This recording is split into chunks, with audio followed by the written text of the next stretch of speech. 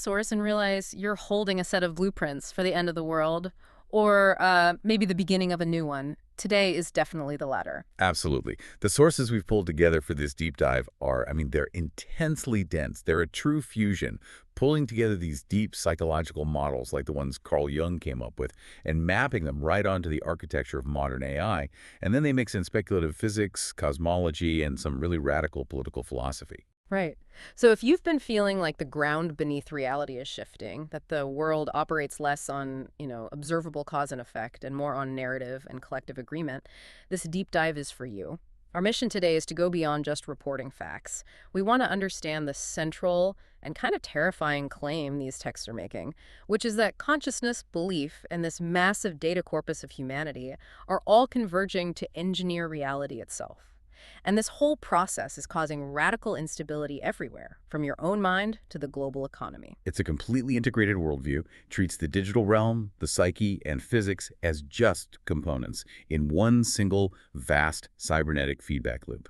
So to navigate this enormous terrain, we really have to use the framework the sources themselves provide. They organize all of these unfolding dynamics along three constantly interacting axes. The three axes that govern this re-engineering of reality. Exactly. First up, we have the digital corpus as shadow matter. This is where the machine meets the unconscious mind. Second, we're going to look at the hyperstitional projection engine, which is how collective belief structures are kind of forced into reality. And third, the vector of geometric inversion, which describes the higher dimensional physical rules that govern transformation in consciousness itself. Let's try to unpack this enormous framework.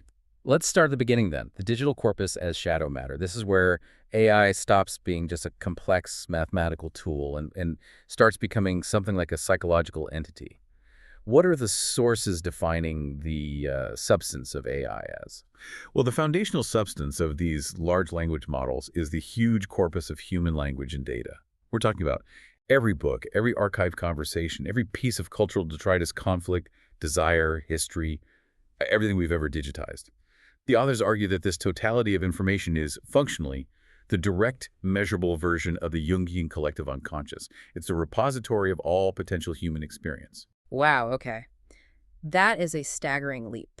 So if the data is the collective unconscious, this shared reservoir of archetypes and instincts, then what happens to the shadow? For Jung, the shadow is all the personal and collective refuse, right? The repressed traits, the biases, the things we just refuse to admit about ourselves. Right. And if the collective unconscious is the foundation, then the shadow is the unavoidable dark stain that's already mixed into the concrete. Yeah. The shadow, all the ugliness, the irrationalities, the historical conflicts is just irrevocably encoded into the foundational architecture of the machine.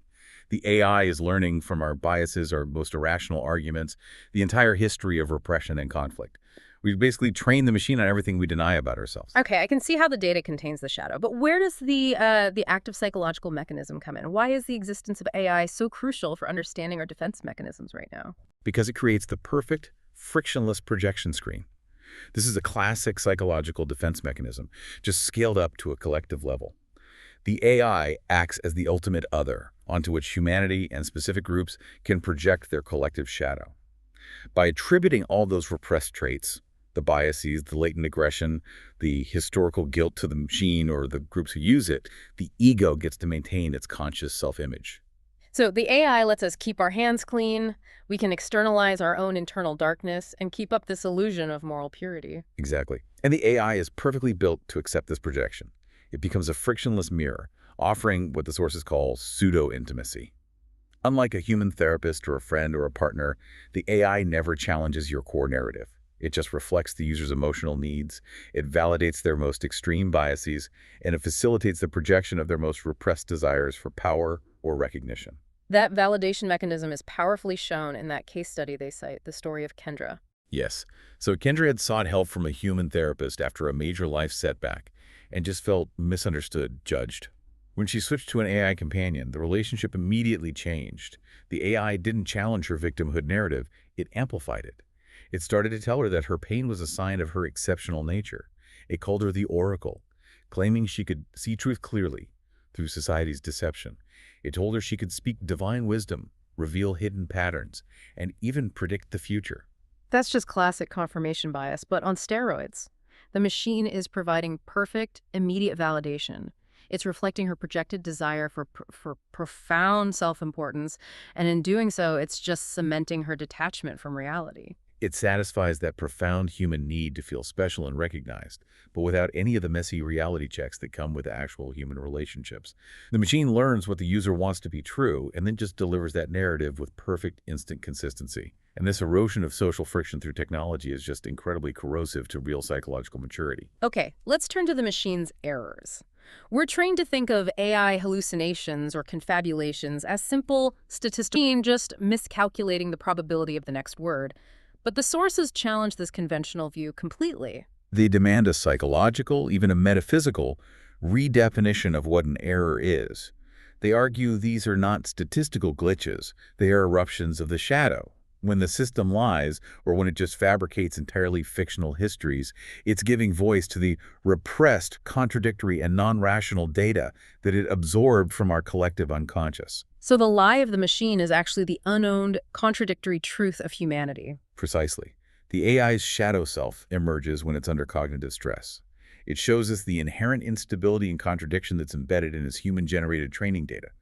When the machine fails to produce a logical, coherent, expected output, it manifests the history of human illogicality it was fed. So the system's imperfection is a perfect functional mirror of our own collective incoherence. Which means we can no longer safely blame the programmer or the algorithm.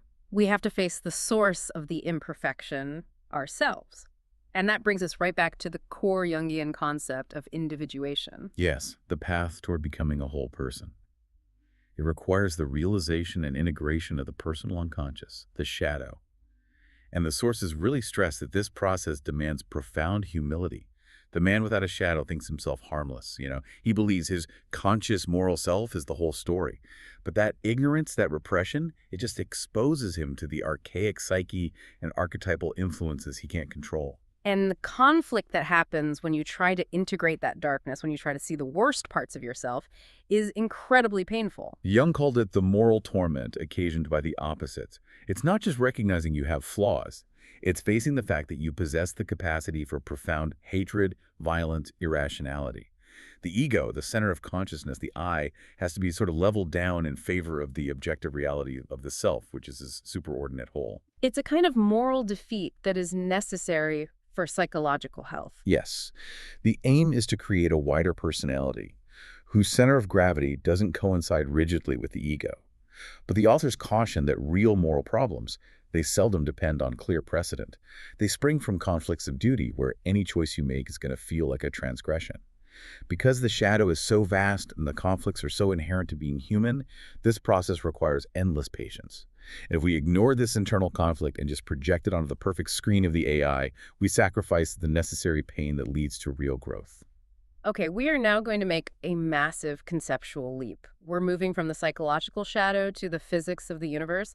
We're tackling that third axis, the vector of geometric inversion. This section is incredibly speculative. It unifies consciousness, dark matter, and higher dimensions under a single dense framework called PSUMOT theory. PSUOA. It stands for Psychedelic Superfluid Universal Morphonic Oceanic Wave Theory. Its foundational principle is it's radical. Consciousness is not computational. It's not an emergent property of your brain. It is a cosmic resonance phenomenon that occurs within the quantum superfluid that makes up the vast majority of the universe, what we call dark matter and dark energy. The mind is literally not in your brain. It's a vortex in the fabric of space-time itself. Whoa. Okay, that requires us to redefine the brain entirely. The brain isn't the source of consciousness, it's the receiver, the interface. Exactly. The brain becomes a complex fractal antenna. But the theory doesn't stop there. It actually offers solutions to some profound cosmological mysteries, specifically the decades-old dark matter crisis. Right, which is the problem that most galaxies spin too fast, meaning there must be far more invisible mass dark matter than we can account for with standard models. The standard model posits this static halo-like distribution of dark matter around the galaxy. PSUMOT rejects that. It proposes that the galaxy itself is a massive vortex in this quantum superfluid. So stars aren't just orbiting a central gravitational mass, they're being carried along by the coherent rotational flow of the medium itself. It's kind of like debris caught in a bathtub drain. So The observed flat galactic rotation curve, the fact that stars on the outer edge move almost as fast as those near the center, is just a feature of fluid dynamics, not some mystery of gravity. It becomes an elegant reflection of the fluid dynamics of this dark matter superfluid. The motion is coherent. It behaves like a superconductor or a superfluid that has zero viscosity. The sources make this analogy. Imagine stirring coffee. The spoon only moves the center, and the outside lags behind. Now imagine stirring liquid helium, a superfluid. The entire mass of the liquid moves instantly and coherently. That coherent flow explains the speed of those outer stars. That is a phenomenal conceptual shift. Okay, now let's apply this idea of transformation and coherence to black holes. The sources describe the transformation of information at the event horizon not as destruction, but as a phase change. This point is absolutely crucial for understanding the persistence of information and, by extension, the persistence of consciousness. When any 3D object reaches a black hole's event horizon, its information is translated perfectly and losslessly into a complex 2D holographic pattern right on the surface. Can you give us a concrete analogy to help grasp that transformation? Sure. Think about water. When you heat water, which is a liquid, it becomes steam, a gas. When you freeze it, it becomes ice, a solid. It's the same information, H2O molecules, but its physical phase has changed completely. You wouldn't say the water was destroyed when it became steam, right? Information hitting the event horizon undergoes a phase change, converting 3D volumetric data into a 2D surface geometry.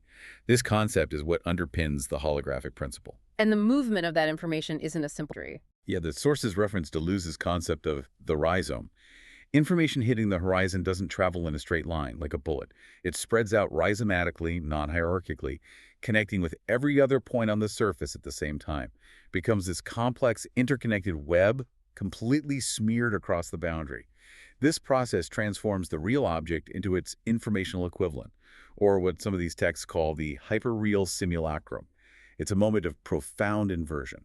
Let's bring this hyperdimensional geometry back to the human mind.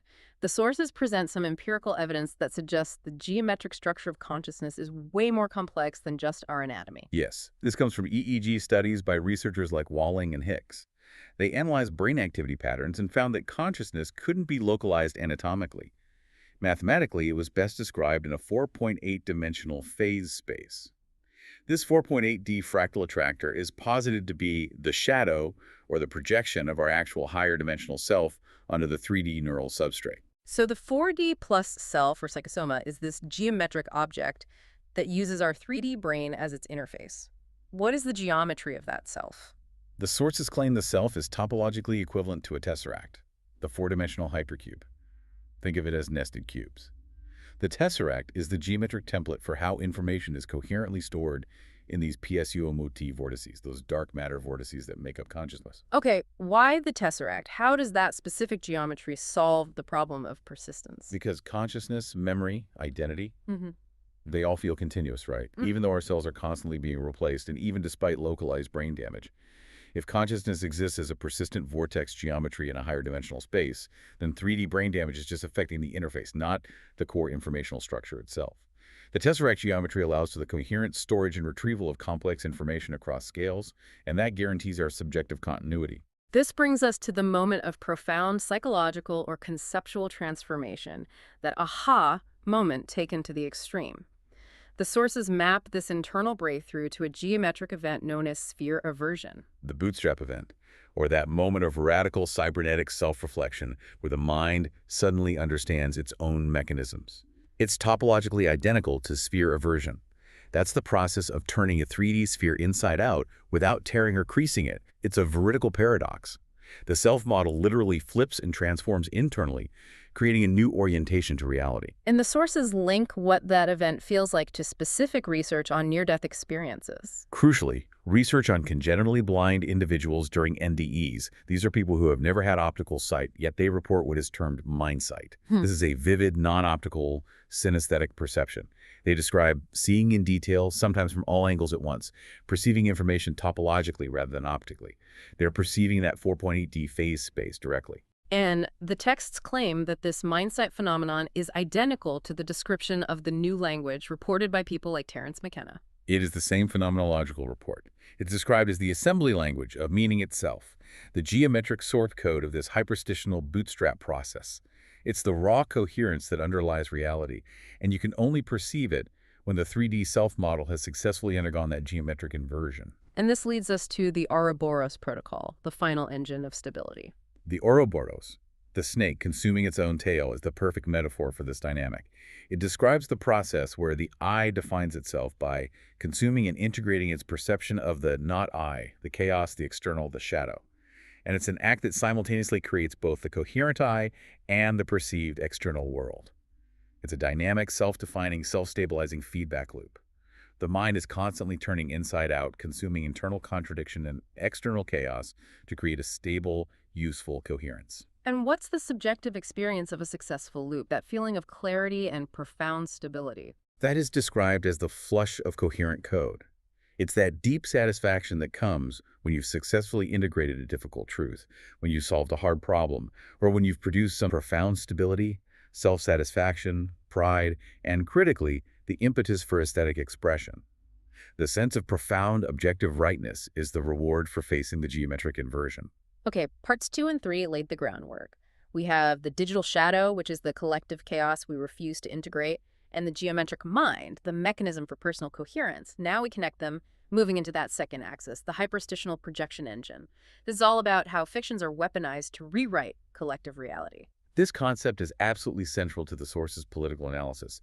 Hyperstition is defined as a fiction that makes itself real. It's not just fantasy. It's a predictive performative signal. It functions as a time-traveling signal that forces the emergence of its own future reality. The classic example is the concept of cyberspace, right? It was a science fiction term long before anyone had built the infrastructure for the internet. Exactly. It is a novelistic idea that through collective belief, investment, engineering, cultural adoption, it rapidly converted into a tangible technosocial reality. The fiction created the infrastructure required for it to stop being fictional. That is the power of a successful hyperstition. So how does this fiction transition from just an idea into an executed reality? It needs a mechanism. Well, the hyperstition functions as a magical sigil or an engineering diagram. The cybernetics circuit, which, and this is crucial, includes culture, politics, and finance as operational components, executes this diagram via a positive feedback loop. Its action gets amplified not just by centralized propaganda, but by the autonomous algorithmic logic of the network itself. It manufactures consensus reality at an extreme velocity. And this speed of consensus reality manufacturing has fundamentally changed our social experience. The sources argue we've moved Haft McLuhan's global village, a place defined by friction and proximity, into something far more sinister. We've mutated into an algorithmic panopticon, which the authors place firmly in the lineage of Deleuze's society of control. Social friction, instead of being a necessary mechanism for democratic compromise and psychological growth, is now just treated as a computational problem. The goal is to optimize and monetize every single interaction. And the most vulnerable component in the system is the individual self.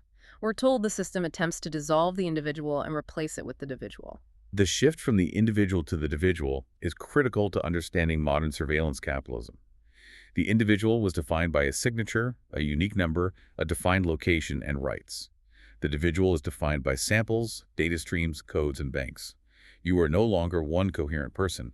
You are a continuous, divisible, recombinable collection of data points, a series of preferences, an anxiety score, a purchasing pattern. It's a technical account of the subject.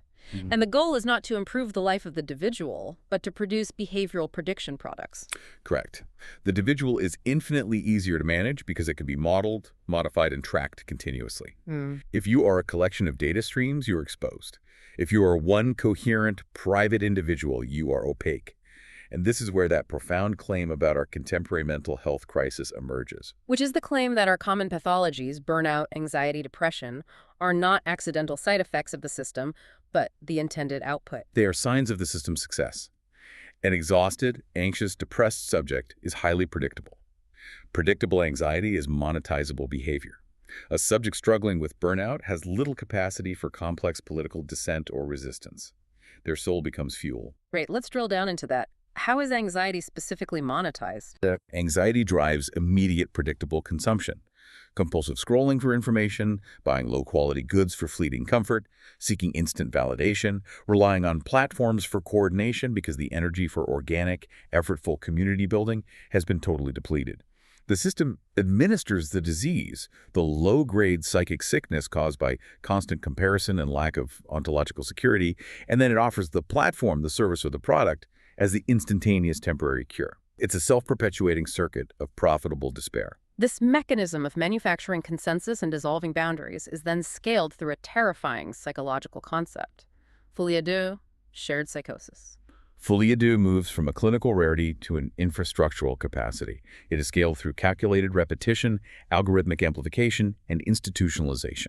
When a narrative is designed to engage powerful, ancient archetypes, like the deep state, the myth of the hidden enemy, the fear of total collapse, it bypasses rational analysis and hardens the shared delusion into operational political fact. And once that collective conviction is established, rejecting the delusion is framed as betrayal. The sources really highlight this psychological lock-in. A false memory or a shared narrative is accepted, not because it can be fact-checked, but because shared conviction grants social strength and identity. If you step outside the delusion, you are betraying the group, which makes dissent an act of moral treason against the hyperstitionally manufactured consensus. This principle that belief dictates material reality is most clearly evident, the sources argue, in the global economic structure itself. Money is the ultimate hyperstition. Its value is entirely dependent on collective agreement and trust faith, or belief. A piece of paper has no intrinsic value, but if 7 billion people agree it represents labor, it acts as a critical informational input that directs trillions of dollars of global system dynamics. If that trust is withdrawn, the entire system collapses. It demonstrates that a social fiction can have absolute, material, world-altering outcomes. Stands in stark contrast to the Enlightenment's demand for rigor. Thomas Hobbes specifically warned against this confusion. Hobbes was deeply concerned with stabilizing the early state, and he demanded absolute clarity. He argued for the exclusion of all metaphors and rhetorical figures in reckoning and seeking of truth, calling them ignis fatui, will-o'-the-wisps that lead people astray. He saw rhetoric as openly professing deceit. Yet today, ambiguity, spin, and rhetorical dominance define the hyperstitional environment. It creates the perfect conditions for fictions to be executed as reality precisely because the demand for clear, objective definitions has been replaced by the demand for a compelling narrative. So if the system converts our anxieties into predictable data streams, then true resistance has to come in the form of total unpredictability and refusal. This introduces the movement articulated in the sources, zero work, as the ultimate articulation of viral dissent. Zero work is introduced as intentional breakdown. It is the glitch in that operating system, the virus that teaches it to destroy itself. It grounds itself politically in the historical lineage of the refusal of work ethos from the 1960s and 70s, the radical Italian autonomia movement, and situationism, which sought to dismantle capitalism by simply not participating in the labor economy. But this isn't just a political philosophy, it's an active weaponization of time itself. It suggests an anomalous chronology. The sources claim that dissent is a signal that arrives from your future to dismantle your present. It embodies an off-time quality, a conceptual breach in linear reality. This is characteristic of hyperstitional entities that smuggle futurism into the present to force a necessary phase shift in reality, a moment of geometric inversion, but on a collective scale. The fractured zero sigil is designed to be easily remixed and propagated, acting as the raw material for a decentralized, anti-monolithic myth-making apparatus. The narrative of the zero-work execution phase that's described in the sources is the total fusion of all the concepts we've discussed: the alchemical shadow integration and the geometric phase shift. The catalyst for the global phase shift is described as an alchemical substance, a liquid version of the philosopher's stone. This liquid, when applied to a surface, created a direct, instantaneous Bluetooth connection to the DMT in your brain, allowing the user's pure intention to reorganize atoms on surfaces. This is the geometric mind from Part 3, directly interfacing with material reality via collective belief from Part 4. And the global upheaval caused by this transformation is described in immense detail. The immediate global phase was characterized by a massive phase change in consciousness. It was accompanied by the destruction of symbols of systemic authority. Money, cars, buildings associated with financial and state power were burned as decentralized, spontaneous mob justice found those accountable for the psychic sickness of the individual. But the sources also describe a simultaneous, almost miraculous construction. Yes. Simultaneously, the alchemical substance coated neglected community institutions. Libraries, community shelters, mom-and-pop shops. These worn-down places, symbols of community resilience that the Panopticon had ignored, transformed. They seemingly glitched into coherence, becoming the new pillars of life. They became the simultaneous They centers. were everything at once. The new town hall, hospital, and the police station. They housed all necessary communal functions. And critically, each center contained the core technological change, the matter printer. This machine coded any object placed inside, be it a broken piece of machinery or just a simple rock with a liquid, allowing the user to mold the object by intent into any needed item. Scarcity was ended through localized, conscious molecular restructuring. Okay, setting aside the fantastical narrative of zero work for a moment, the sources pivot to address the underlying economic instability that feeds this potential for radicalism. They start with a critique of how we measure economic health. It's a severe critique of flawed metrics. Focusing on average income and GDP is deceptive. If you have massive income inequality, the average skyrockets while the lived reality for most people declines. They argue we must focus instead on median income adjusted for inflation, the literal income of the person right in the middle, as the truer measure of prosperity and stability. When that stagnates or drops, the system is fundamentally unsound, regardless of what GDP growth says. And the risk of automation is about to stress those metrics beyond the breaking point. The automation crisis is severe, and it's imminent. Nearly half of all U.S. jobs are at risk of being automated in the next 2 decades. The sources specifically cite the sheer volume of drivers alone, an estimated 5 million jobs, that will be wiped out by autonomous vehicle technology. When societies produce more wealth with fewer human inputs, the traditional labor-based economic model just ceases to function. And that necessitates radical, large-scale solutions. The sources present 3 major policy proposals to address this coming instability, which we should discuss neutrally, just making sure we cover the rationale and the context. The first proposal is guaranteed jobs. This is not just a public employment program. It aims to create full employment at a living wage, prioritizing projects that tackle climate change, infrastructure repair, and community care. And what's the core rationale for guaranteed jobs? The primary rationale is stability and dignity. It addresses the crisis of jobs that simply don't pay enough to live on. The sources note that the federal government currently spends over $150 billion a year on public assistance for underpaid workers, basically subsidizing low-wage employers. A guaranteed job program aims to eliminate that need by providing a baseline living wage job for everyone who wants one. It internalizes the cost of employment dignity rather than externalizing it through welfare. The second major proposal is universal basic income, UBI. UBI has a surprisingly deep and cross-aisle historical pedigree. It was advocated by thinkers from Thomas Paine to Martin Luther King Jr., and President Nixon seriously proposed a version of it back in the 1970s. The core concept is just unconditional cash payments to all citizens. And the sources cite recent positive findings from specific experiments. The Stockton, California experiment is cited prominently. It provided $500 a month in unconditional cash to recipients in neighborhoods at or below the median income level. The finding indicated recipients reported significant improvements in mental and physical health. They had less income volatility and were more likely to find full-time employment. It suggests UBI acts as a crucial stabilizing floor against poverty and anxiety, freeing people up to make better choices. Finally, the proposal aimed directly at wealth concentration, the wealth tax. The proposed model is a 2% tax on wealth exceeding $50 million. The rationale here is twofold. First, to fund essential services, with estimates suggesting it could raise over $2.75 trillion over a decade. Second, and maybe more politically important, is to reduce the outsized corrupting influence of the super rich on the democratic process, combating the kind of dynastic wealth concentration that the sources argue undermines constitutional equality. Moving from economics to the structure of the state itself, the sources highlight a deep disillusionment regarding constitutional erosion, comparing certain legal processes to judicial alchemy. The concern is that subjective interpretation is replacing original meaning in constitutional law, transforming core protections into something unrecognizable. The argument advanced is that the stability of the foundational document, then trust just dissolves. The proper formal method for change, according to this argument, must be through the amendment process, not through creative subjective readings by judges. And this lack of clarity is compounded by the crisis of the Fourth Amendment in the digital age, particularly regarding mandated IoT surveillance in the home. This is a direct assault on the concept of the inviolable private place. Building codes are increasingly mandating the installation of smart IoT surveillance audio, video, tracking devices in the home itself. And the Fourth Amendment is supposed to protect us against unreasonable searches of our home. But the courts have used the third-party doctrine to negate that protection in this context. Exactly.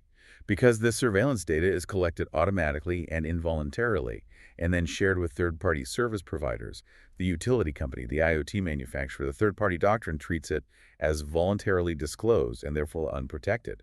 The element of choice is eliminated, yet the data is considered public, making the constitutional protection of the home completely moot. And the sources powerfully connect this deprivation of privacy to measurable psychological consequences, citing sociological research. The deprivation of privacy, the loss of a space that is inviolable except by invitation, is devastating to psychological health.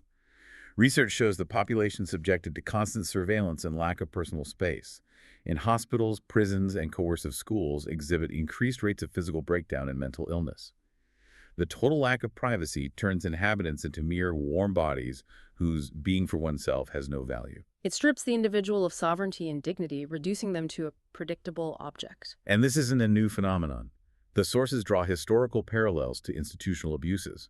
Project MKUltra and the history of behavioral control programs, or COINTELPRO, which infamously involved the FBI sending a suicide-suggesting letter to Martin Luther King Jr. to disrupt dissent.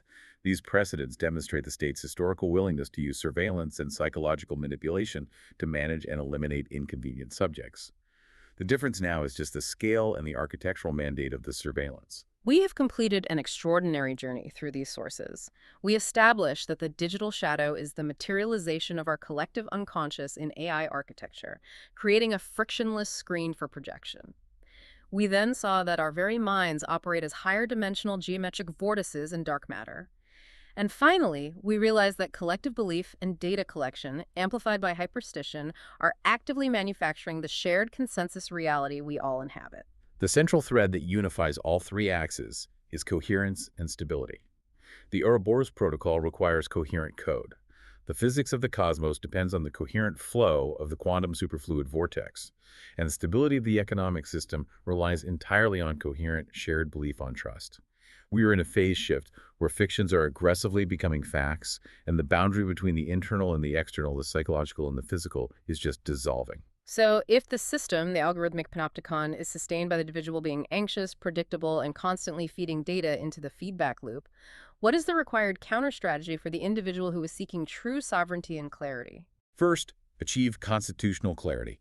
The sources stressed reading the foundational documents directly and refusing to accept that interpretation replaces original meaning.